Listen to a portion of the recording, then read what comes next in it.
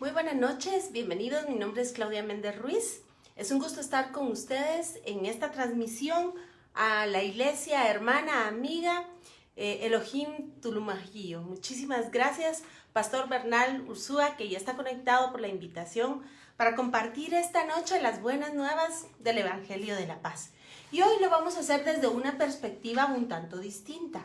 Yo le voy a pedir a usted, por favor, que me acompañe con la lectura de la palabra. Y es que vamos a comenzar con un texto que quienes me conocen saben que me gusta verdaderamente muchísimo. Así que véngase conmigo y vamos a descubrir algo verdaderamente hermoso en la carta a los Hebreos, capítulo 1. Y vamos a comenzar leyendo el primer capítulo y el primer versículo. Y dice así: Dios, habiendo hablado muchas veces, de muchas maneras, en otro tiempo a los padres por los profetas, en estos postreros días, nos ha hablado por el Hijo, a quien constituyó heredero de todas las cosas. Así que vamos a entender de qué se trata esto. Y si usted me hace favor, véngase también conmigo al Evangelio de Lucas, capítulo 24. Y vamos a leer lo referente al versículo 25 y hasta el 27. Y dice así: Entonces Él les dijo: Oh insensatos y tardos de corazón para creer todo lo que los profetas han dicho. Y déjeme decirle entonces que dice la carta a los Hebreos que habiendo hablado Dios muchas veces, de muchas maneras, en otro tiempo a los padres por los profetas, ahora nos habla en el Hijo. Es decir, establece dos tiempos diferentes. En el hebreo, el término que se utiliza para en estos postreros días es el Aharei Hayamim. Pero conviene que comencemos desde el principio. Habló Dios muchas veces y de muchas maneras. Pues estamos nosotros acostumbrados a leer las Escrituras y sabemos que esta es palabra de Dios. Efectivamente, es eso. Es lo que sale del corazón de Dios, de la boca de Dios. Es decir, la palabra misma, la creadora de los cielos y la tierra. Pero es que no se queda ahí. Déjeme contarle que dice la palabra que Dios habla muchas veces y de muchas maneras. Y el día de hoy vamos a descubrir una de esas tantas maneras que Dios tiene para hablar con sus hijos.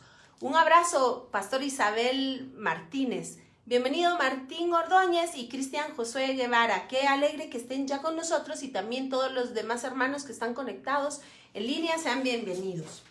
Y pues como le decía, entonces entendemos que hay un tiempo que está determinado, muchas veces de muchas maneras, a nuestros padres por los profetas. Habla de la manera en la cual Dios le transmitió su mensaje a los profetas. Pero, ¿cómo fue esto?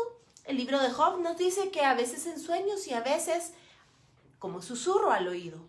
Pero sabe también, Romanos nos habla que la creación es precisamente parte de esta expresión que nos da testimonio del Dios vivo. Pero ¿a qué se refería entonces Jesucristo cuando en el capítulo 24 de Lucas nos habla, y le digo nos porque este mensaje es para usted y para mí el día de hoy, pero fíjese que esto, déjeme ponerle en el contexto, esto se da cuando es precisamente Jesús que acompaña a aquellos que iban de camino a Emaús después de su crucifixión. Estos se iban lamentando porque habían visto crucificado al que ellos pensaban que era su Mesías. Así que había una gran desesperanza y Jesús seguramente los iba escuchando en el camino, pero ¿sabe qué? De repente sucedió algo. Así que le voy a volver a leer este texto. Estoy en Lucas 24, versículo 25, y dice: Entonces Él les dijo: Oh insensatos y tardos de corazón, para creer todo lo que los profetas han dicho. Versículo 26. ¿No era necesario que el Cristo padeciera estas cosas y que entraran en su gloria? Y comenzando, vea usted, desde Moisés y siguiendo por todos los profetas, les declaraba en todas las Escrituras lo que de él decían. Es decir, toda la ley y los profetas hablan de Jesucristo. ¿Será esto posible? ¿Ha encontrado usted alguna vez el nombre de Jesús traducido al español en su Biblia? en el Antiguo Testamento? Pues déjeme enseñarle una de estas maneras en las cuales Dios poderoso se reveló en el Antiguo Testamento y apuntaba, por supuesto, a la figura de Jesucristo. Es que todo el Antiguo Testamento está revelado en el Nuevo y el Nuevo escondido en el Antiguo. Así que véngase por favor conmigo al versículo 44 y sigamos caminando en este discernimiento de las Escrituras. Y dice así: y les dijo, hablando Jesús, estas son las palabras que os hablé estando aún con vosotros, que era necesario que se cumpliese todo lo que está escrito de mí en la ley de Moisés y en los profetas y en los salmos. Entonces les abrió el entendimiento. Y con el favor del Señor, hoy precisamente vamos a hablar de un evento hermoso, de un mandato que está descrito en la Biblia, y usted verá qué cosa más hermosa, cómo hasta el día de hoy se anuncia. Unos entienden y otros quizá no tanto, pero el día de hoy vamos a aproximarnos a ese entendimiento hebreo. Vamos a hablar acerca de una prenda que hasta el día de hoy se utiliza en el pueblo de Israel y que apunta a nuestro amoroso Mesías. Entonces, véngase usted por favor a Deuteronomio 22:12 y dice así. Yo estoy usando la versión Reina Valera, pero la que usted tenga es bienvenida. Y dice: te harás flecos en las 4 puntas de tu manto con que te cubras. Y ahora bien, venga por favor a Números 15, del 37 al 41. Y dice: el Señor habló a Moisés diciendo, habla a los hijos de Israel y diles que se hagan flecos en los bordes de sus vestidos por sus generaciones, y pongan en cada fleco de los bordes un cordón azul, y os servirá de fleco para que cuando lo veáis os acordéis de todos los mandamientos del Señor para cumplirlos. Y no os dejéis llevar en pos de vuestro corazón y de vuestros ojos, y en pos de los cuales os corrompéis, para que os acordéis y hagáis todos los mandamientos y seáis santos a vuestro Dios. Yo, el Señor vuestro Dios, que os saqué de la tierra de Egipto para ser vuestro Dios. Yo, el Señor vuestro Dios. Bueno, hay muchísimo que hablar acerca de este pasaje. Primero déjeme contarle que realmente el pacto gira en torno a esta promesa. Yo seré a ustedes Dios y ustedes serán pueblo de especial tesoro para mí. Serán mi pueblo, una nación santa, es decir, apartada, una nación diferente, una nación mía, dice el Señor. Y esto está descrito en Éxodo 19. Pero fíjese usted que además de eso, nos dice que los hebreos debían de ponerle flecos a precisamente las puntas de sus vestiduras, a los bordes de los vestidos. Y así es como nace el talit. Déjeme contarle que aquí tengo yo uno que quiero mostrarle. Este es mío. Me lo obsequió Carlita Ayala en uno de sus viajes a Israel. Y vea usted, esto es precisamente un chal o es un tapado en el cual tiene una cita bíblica acá, pero el día de hoy vamos a hablar del tzitzit, que es esta prenda que está acá colgando, los flecos. Si usted ve, hay varios nudos y hay unos hilos blancos y hay un solo hilo azul. Así que los podemos contar y usted verá, cada cosa tiene un significado. Aquí hay 3 hilos blancos, 4 hilos blancos y luego 3 hilos blancos más, para dar un total de 7, más un azul, 8. Y de eso hablaremos en breve. Además, hay 5 nudos y hay vueltas entre los nudos. Y déjeme contarle que Dios no deja nada al azar. Así que esto es un talit. Es un manto de oración y seguramente usted lo ha visto en el pueblo de Israel. Los hombres, esto es una prenda de uso masculino, los hombres lo utilizan en la oración de la mañana. Pero vea lo que esconde, el mensaje que esconde esta prenda que por supuesto anuncia a Jesús nuestro Mesías. Bienvenida Ana María, Margot Urizar, Carla Salguero, qué alegre que estén con nosotros. Estas son muy buenas nuevas del Evangelio. Así que vea usted que de acuerdo al texto del Números 15 dice claramente que este hilo que está acá y estas franjas, que en este caso pues es un talit moderno, es lila, que finalmente Carlita Ayala me lo trajo de Israel, pero a la usanza, de acuerdo a las escrituras, estas franjas debiesen ser azules, tal y como es este tzitzit. ¿Por qué razón? Pues déjeme contarle que en el contexto bíblico el color azul nos habla de la deidad de Dios. Y por supuesto habla entonces de los mandamientos. Vea usted que en Números 15, le repito, dice: y pongan en cada fleco de los bordes un cordón azul, y os servirá de fleco para que cuando lo veáis os acordéis de todos los mandamientos del Señor. Pero entendemos nosotros, de acuerdo a lo que leímos en Lucas 24, que todos y cada uno de estos mandamientos hablan de Jesucristo. Lo acabamos de leer hace un momento, Lucas 24, se lo repito. Y dice, versículo 27, si usted me acompaña: y comenzando desde Moisés y siguiendo por todos los profetas, les declaraba en todas las escrituras lo que de él se decía. Ahora yo le pregunto a usted, ¿en el texto que leímos de Números aparece el nombre de nuestro Mesías? ¿Aparece siquiera el nombre de Jesucristo? Por supuesto que no. Ahora descubramos entonces de qué se trata este misterio que, tal y como lo dice Colosenses, el misterio que había sido oculto por los tiempos, ahora es revelado. Jesucristo entre los gentiles, esperanza de gloria. Por supuesto, es Jesucristo a quien anunciamos.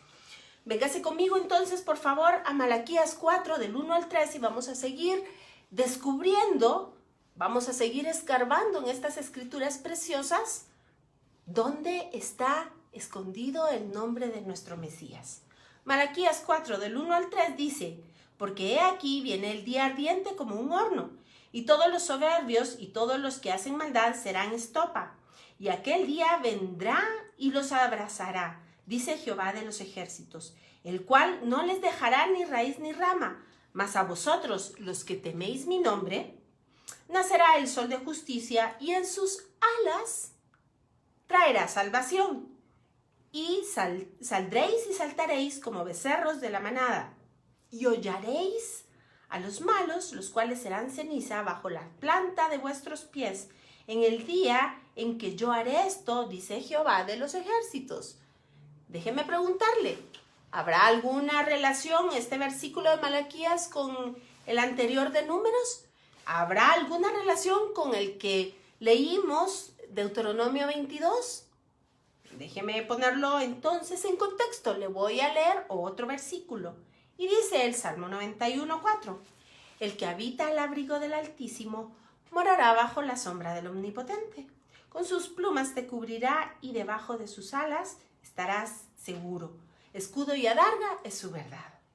Así que déjeme contarle que el precepto mandado en Números y en Deuteronomio era poner este hilo azul colgando de las ropas de los hebreos para que se recordaran de los mandamientos y el cumplimiento de los mismos.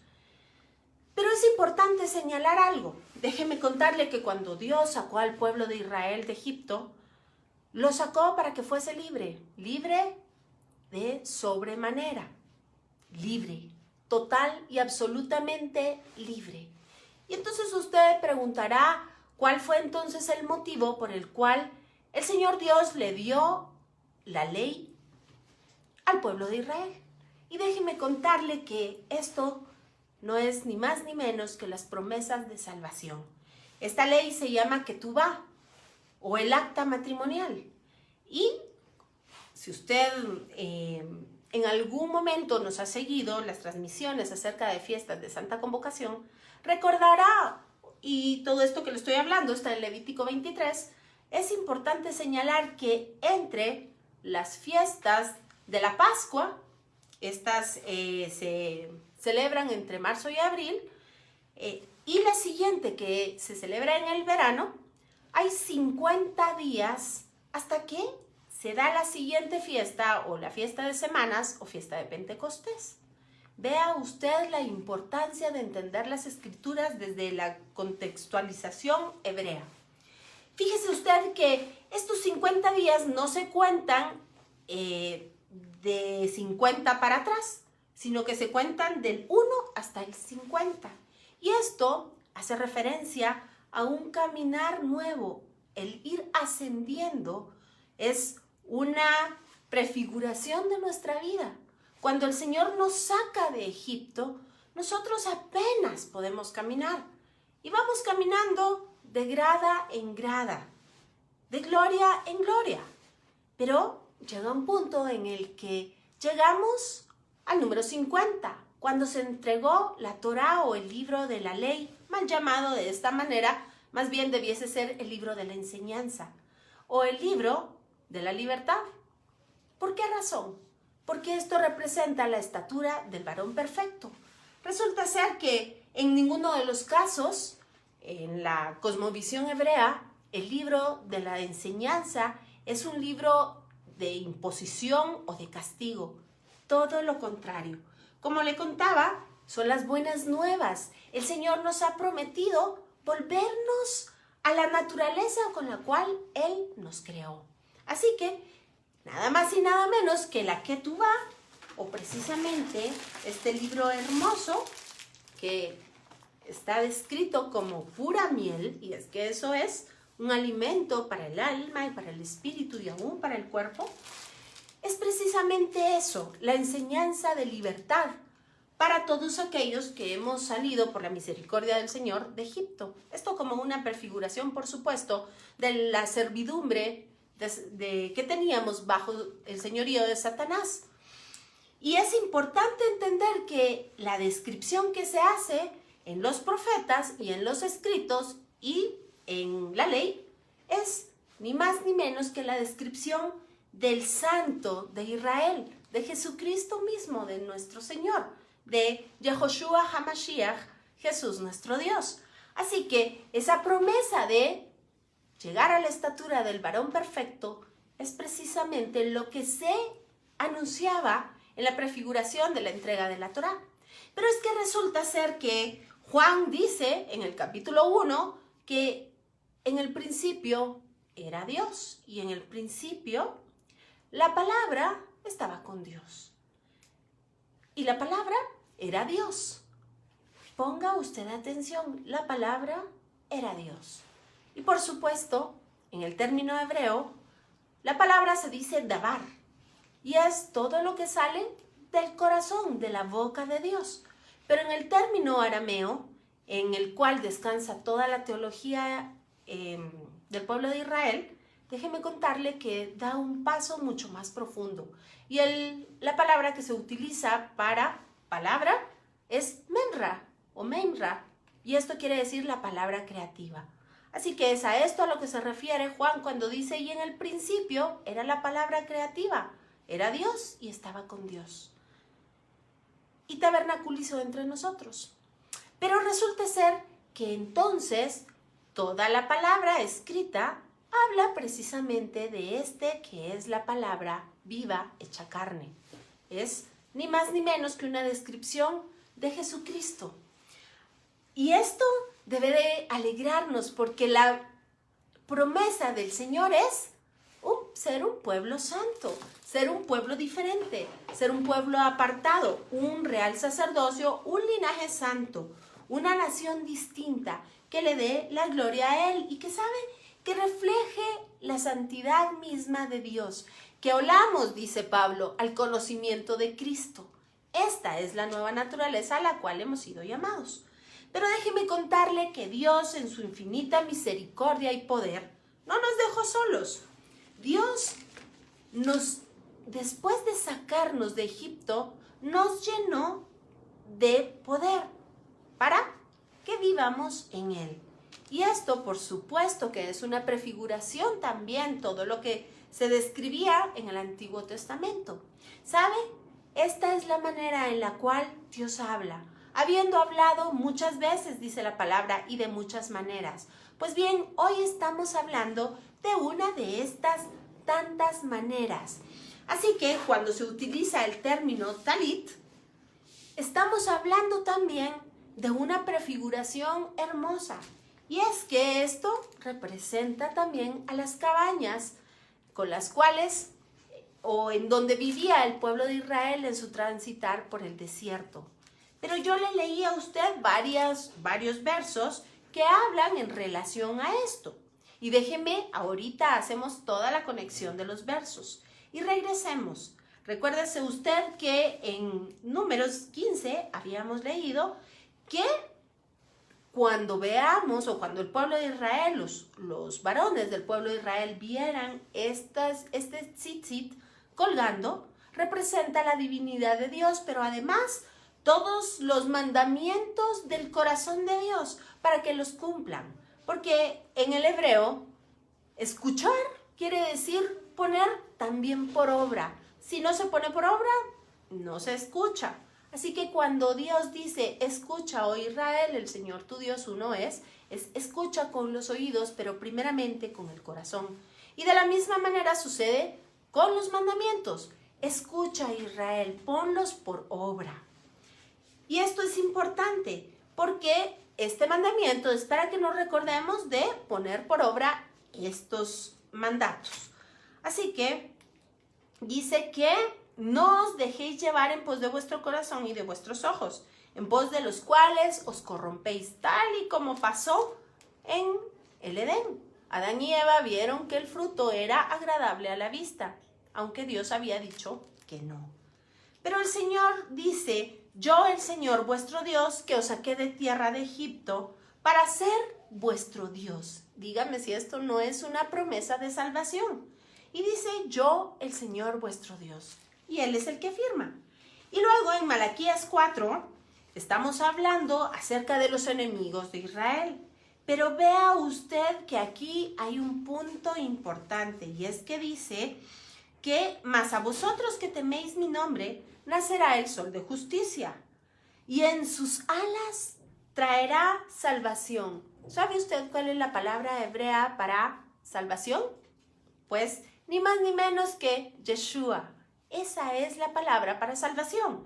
Entonces, por supuesto, esta es una prefiguración, esto es un anuncio de Jesucristo, pero está hablando de las alas. Y esto es muy importante, porque es exactamente la misma palabra que se utiliza para denominar el talit, las alas. Así que en el Salmo 91, me voy a permitir leérselo en una versión que no es precisamente la que usted encontrará en Reina Valera, sino es una versión que se ha establecido a base de la traducción directamente desde el griego. Vea usted lo que dice, ponga mucha atención y recuerde, ponga por favor en mente, tenga en mente la relación que hay entre el talit y las alas del Señor, entre el talit y las sucas o las tiendas de acampar en la cual se abrigaron los hebreos durante todo su transitar por el desierto. Y dice así, Salmo 91, versículo 1, a quien acampa en lo alto del refugio del misterio de la Torá, a la sombra del Shaddai, digo yo Adonai, mi refugio y mi lugar fuerte, poderoso Rey, mi seguridad, me defiendes con tus plumas y debajo de tu manto, es decir, este manto, me proteges, escudo y gancho es tu fidelidad, mi esperanza es el Altísimo y mi tesoro su morada. No vendrá en mi reposo destructor ni plaga, ni nada se acercará a mi cabaña. Así que podemos ver cómo todo esto es el anuncio de los bienes venideros, tal y como lo dice la carta a los hebreos. Porque la Torá, siendo la ley una sombra de los bienes venideros, que anunciaban lo que habría de venir a quitar todo aquello que era pasajero, pero, que dice Hebreos 10, para establecerse lo que es eterno. ¿Recuerda usted cómo comenzamos leyendo Hebreos capítulo 1? Efectivamente, habiendo hablado Dios muchas veces y de muchas maneras a nuestros padres por los profetas, en estos postreros días se ha revelado a través del Hijo, nos habla a través del Hijo. Así que las cosas que habrían de renovarse, de quitarse para que entrasen las eternas, era toda la ley del sacrificio que apuntaba a nuestro Mesías. Pero lo que habría de establecerse eternamente y para siempre es lo que está descrito en la carta a los Hebreos, capítulo 10 precisamente, y es el sacrificio de Jesucristo. Acompáñenme al capítulo 10 y dice así: sacrificio y ofrenda no quisiste, mas me preparaste un cuerpo. Holocaustos y expiaciones por el pecado no te agradaron. Entonces dije, he aquí que vengo, oh Dios, para hacer tu voluntad.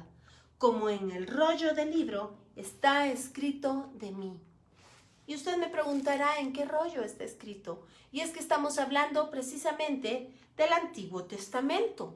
Estamos hablando de toda la ley sacrificial levítica. Estamos hablando de todas aquellas instrucciones que les fueron dados al pueblo de Israel, que aún ellos sin comprender, estaba anunciando a Jesús nuestro Señor. Y déjeme decirle que es importante entender, si usted lee toda la carta a los Hebreos, usted encontrará unos datos hermosos verdaderamente, y dice que con una sola ofrenda Jesús nos hizo perfectos para siempre y nos santificó. Esto dice el versículo 14. Y así usted puede ir encontrando en la carta a los Hebreos toda la explicación de lo que había sido anunciado en el libro de Levíticos. Pero regresemos entonces ahora y sigamos platicando acerca del talit. Vea usted que si la misma palabra es la que se utiliza para hablar del Señor, para hablar del talit, para hablar de las hucas, ¿qué relación tendrá esto con nosotros? ¿Qué versión más linda? Muchas gracias. Es una versión que su servidora hizo a partir de la traducción hebrea. Con mucho gusto yo puedo postearlo y ustedes copiarlo. Claro que sí. Así que déjeme contarle que esta era una prefiguración, como le decía, de Cristo. Pero, como vemos en el Nuevo Testamento, en donde aparece, por supuesto, el pacto cumplido y lo señalado por todo el Antiguo Testamento, hecho carne y tomando vida.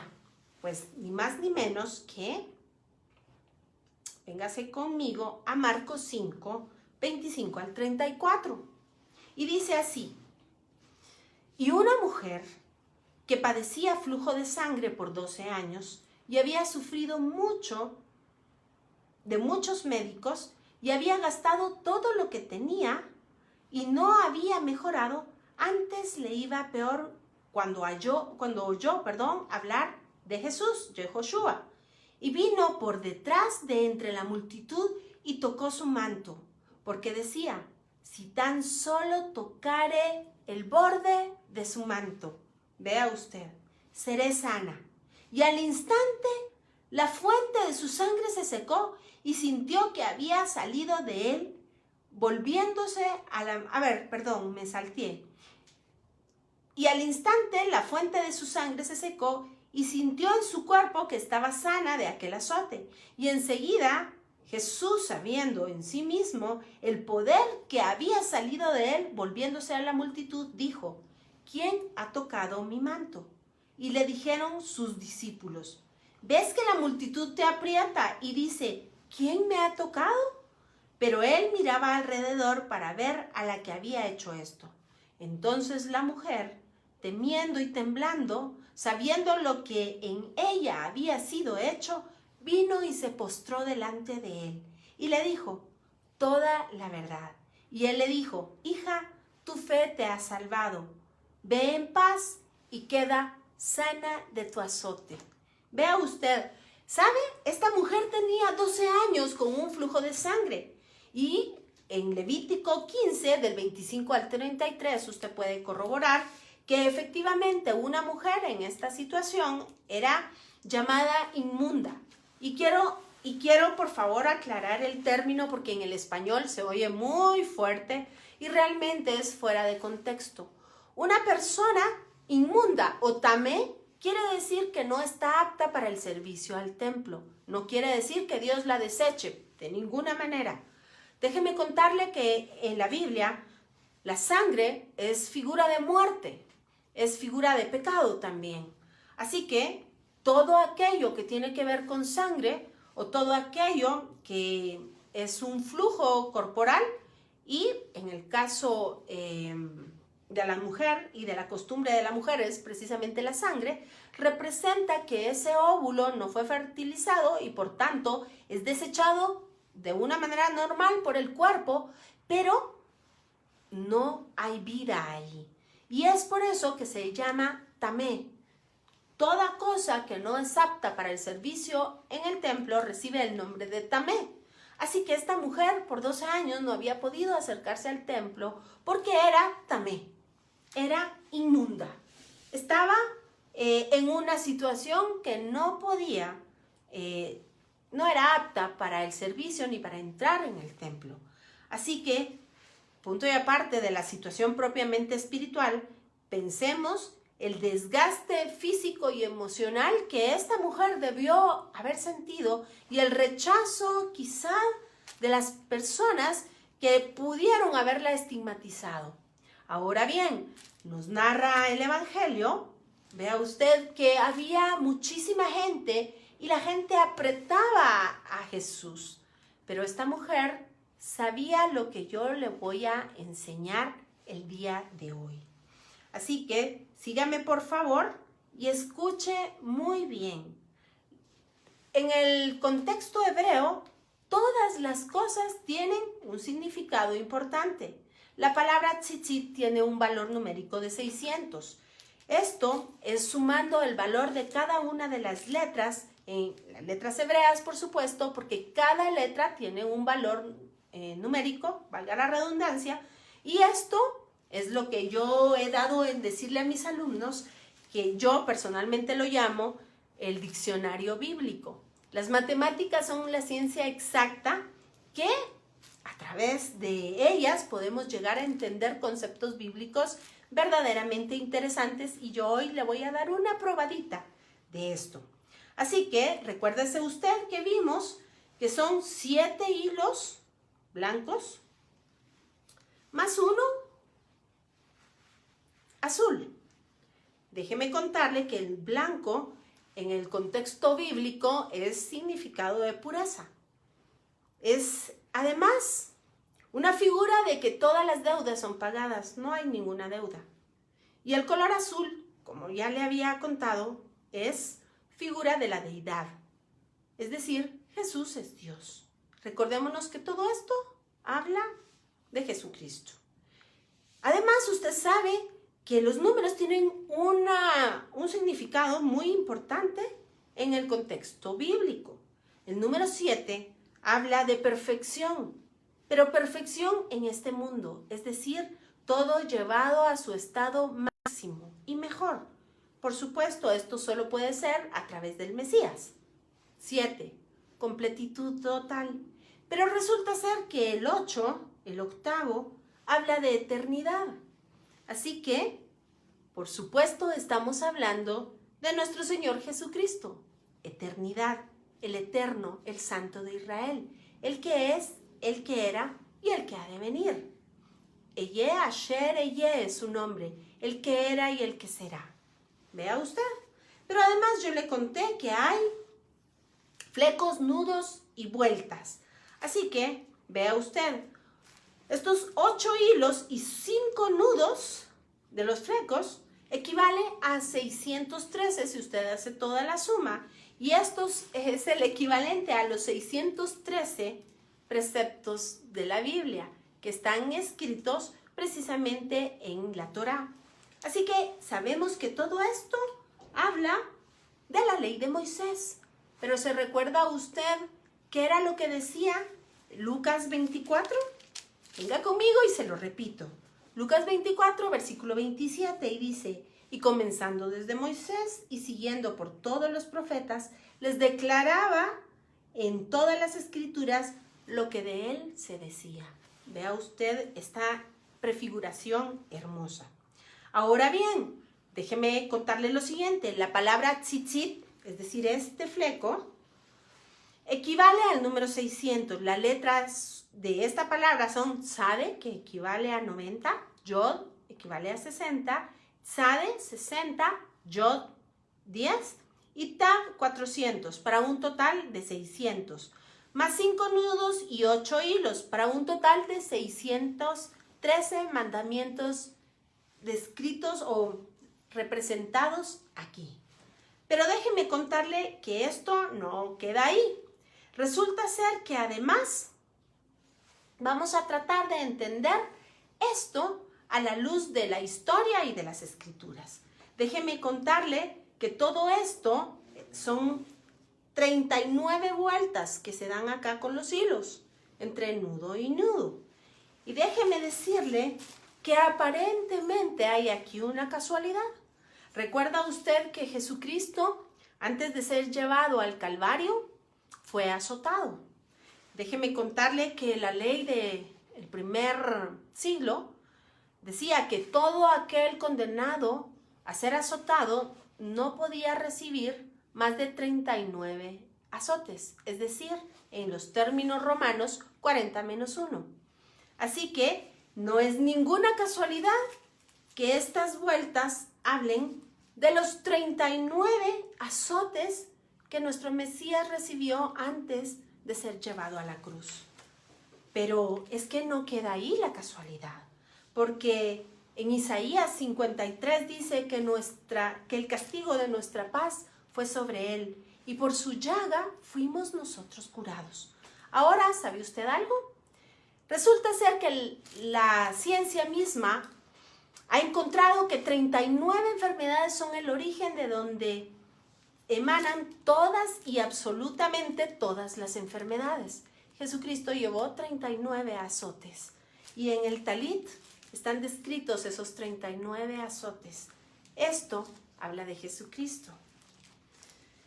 Así que la mujer que se tomó del Talit del Señor sabía lo que estaba haciendo. Esta mujer tenía sabiduría en su corazón, seguramente estudiaba Torá. Ella sabía perfectamente que estaba tomándose de las alas del Altísimo. Allá escondido, venga, y le repito, esta versión que les gustó, dice así: a quien acampa en lo alto del refugio del misterio de la Torá. Vea usted, ahí estaba descrito esto, Jesucristo. A la sombra del Todopoderoso, del Shaddai. Vea usted, estamos hablando de las alas del Shaddai. Estamos hablando de las alas del Todopoderoso que cubrió a Israel precisamente en el desierto y que es quien lo cubre a usted y me cubre a mí el día de hoy. Así que, sigamos. Dice, digo yo a Adonai, digo yo al Señor, mi refugio y mi lugar fuerte, poderoso Rey, mi seguridad. Me defiendes con tus plumas y debajo de tu manto me proteges. Escudo y gancho es tu fidelidad, mi esperanza es el Altísimo y mi tesoro su morada. No vendrán en mi reposo destrucción ni plaga, nada se acercará a mi cabaña. Vea usted, si no estaba ya la prefiguración de nuestro Mesías amoroso, desde los salmos, desde la ley, desde los profetas, desde los escritos, es que efectivamente, tal y como comenzamos leyendo la carta a los hebreos, habiendo hablado Dios muchas veces y de muchas maneras. Vea usted, ahora nos es revelado en su Hijo Jesucristo, quien es el resplandor mismo de Dios, la imagen misma de su sustancia, quien sustenta todas las cosas con la palabra de su poder.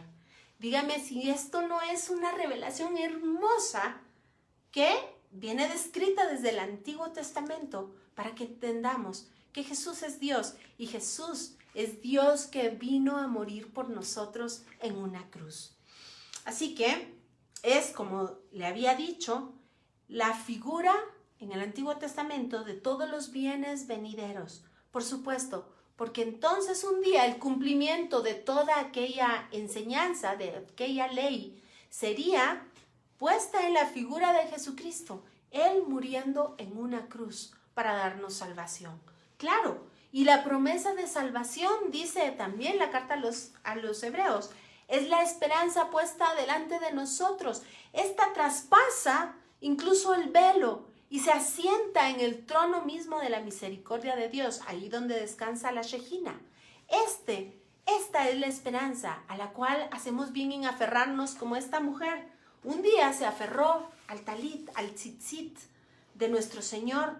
De la misma manera podemos nosotros aferrarnos. Vea usted que el Salmo 91 dice: el que habita en el escondedero de la Torá, en la palabra del Señor. Es la palabra, claro, el tabernáculo en el cual hoy día habita la Shejina del Señor.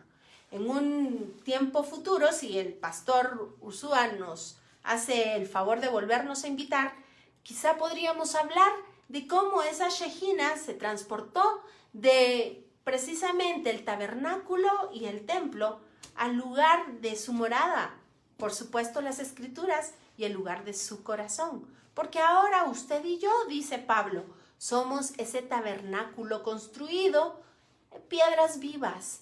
Ahora somos nosotros los que albergamos el poder del Espíritu que mora en nosotros. Por supuesto, el Señor tiene cuidado, como lo tuvo con los antiguos hebreos, en el tiempo en el cual Israel atravesó el desierto para llegar a encontrar su tierra prometida. ¿Saben? Nosotros también ahora habitamos de una manera establecida como analogía este tiempo de desierto mientras estemos en este cuerpo y bajo estas condiciones en este mundo. Pero ¿sabe? Aguardamos a nuestro Mesías, aguardamos esa venida y aguardamos que este cuerpo sea vestido de incorrupción, que este cuerpo sea vivificado nuevamente. Y entonces un día, dice Pablo, le veremos tal como Él es y nuestro gozo será cumplido, porque entonces le conoceremos como Él nos conoce. Esta es la esperanza de gloria que fue entregada precisamente en este maravilloso libro cuando el Señor Dios descendió a Sinaí y entregó a Moisés las tablas de la esperanza, las tablas de la libertad, las tablas de la benevolencia y del amor de Dios. El acta de compromiso y de matrimonio, dándole al pueblo de Israel todas y cada una de las promesas que el novio habría de cumplir para llevarla al lugar más alto en la presencia de Dios, a la esposa, a la novia, a esa que el Señor mismo se procuró. Así que es realmente y efectivamente, como dice ahí el pastor, y será con mayor gloria la forma en que nos introducirá en esa promesa, en esa nueva Jerusalén. ¿Quiere usted saber cómo? Véngase conmigo, vamos a ir precisamente a Apocalipsis 21 y vea lo que dice. Vi un cielo nuevo y una tierra nueva. Estoy en el versículo 1. Porque el primer cielo y la primera tierra pasaron, y el mar ya no existía más. Yo, Juan, vi la santa ciudad, la nueva Jerusalén, descender del cielo de Dios, dispuesta como una esposa ataviada para su marido. Y oí una gran voz del cielo que decía: He aquí el tabernáculo de Dios con los hombres, y Él morará con ellos, y ellos serán su pueblo, y Dios mismo estará con ellos como su Dios. ¿Ve que la promesa es exactamente la misma? Así que el Señor prometió hacernos su pueblo y ser Él nuestro Dios. Y ve en Apocalipsis, está la promesa cumplida. Se lo repito, y dice: he aquí el tabernáculo de Dios con los hombres, y Él morará con ellos, y ellos serán su pueblo, y Dios mismo estará con ellos como su Dios. Enjugará Dios toda lágrima de los ojos de ellos, y ya no habrá más muerte, ni habrá más llanto, ni clamor, ni dolor, porque las primeras cosas pasaron. Vea usted, en el versículo 6 dice: y me dijo, hecho está. Yo soy el alfa y la omega. ¿Se recuerda que platicamos del que es la misma palabra hecha carne? Pues aquí está el alfa y la omega. En el hebreo esto sería Aleph y la Tav. Y dice: el principio y el fin. Al que tuviere sed, yo le daré gratuitamente de la fuente de la agua de vida. ¿Y por qué le hago énfasis en Aleph y Tav?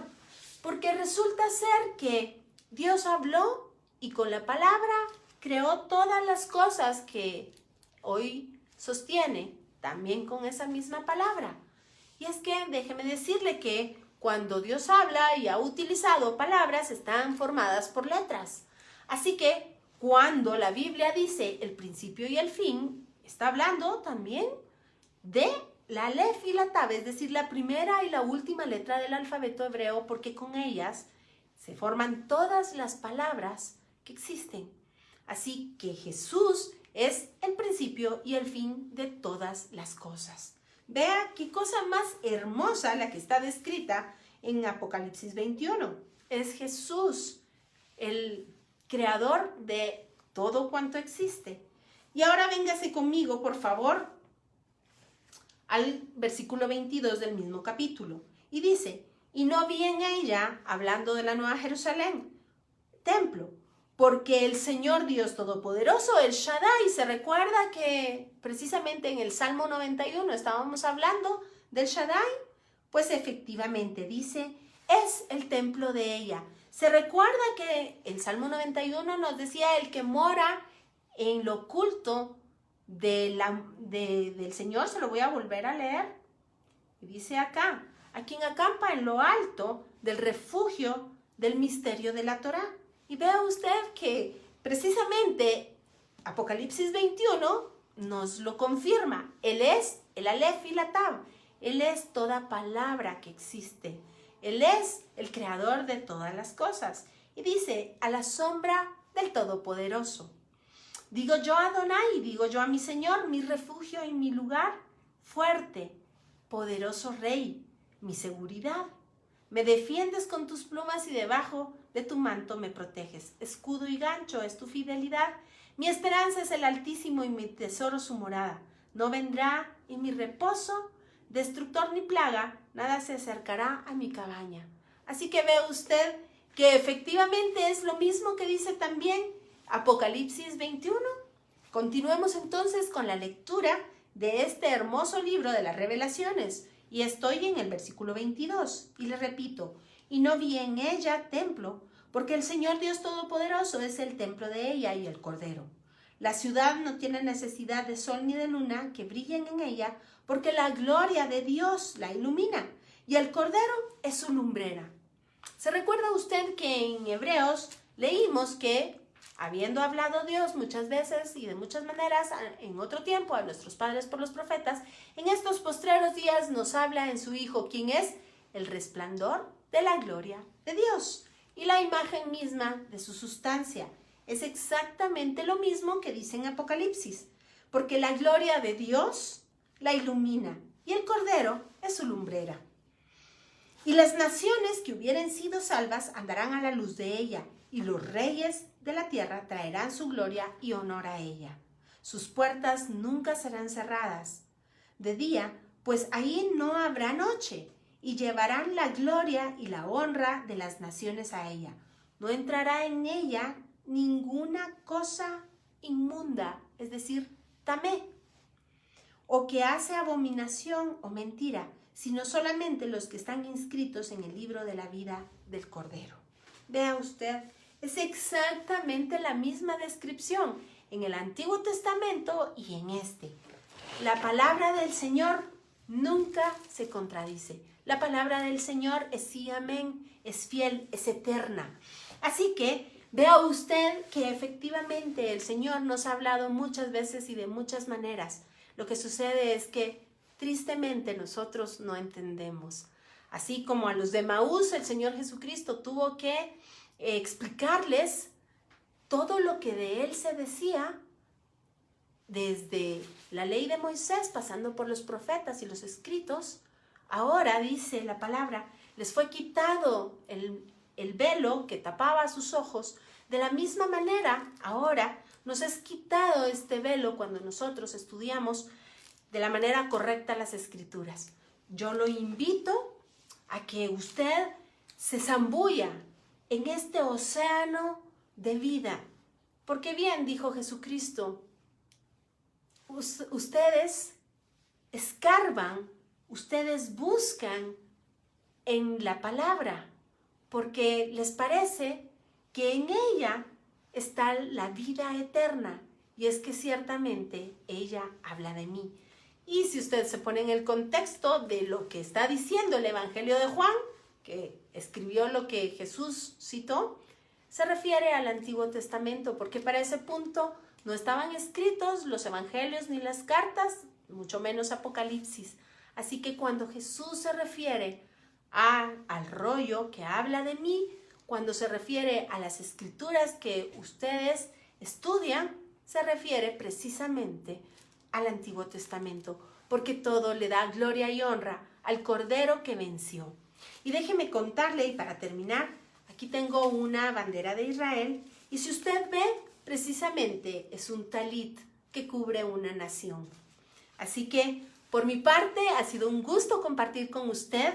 Le agradezco mucho, Pastor Bernardo Ursúa, por este tiempo que me ha concedido para estar en conexión con ustedes, dándole la gloria y la honra al único que la merece, Yehoshua HaMashiach, Jesús nuestro Dios. Reciban un abrazo fuerte, que el Señor le guarde, y por favor, aliméntese de esa savia rica, deleítese de esta miel descrita en las Escrituras. Muchas bendiciones, muy feliz noche.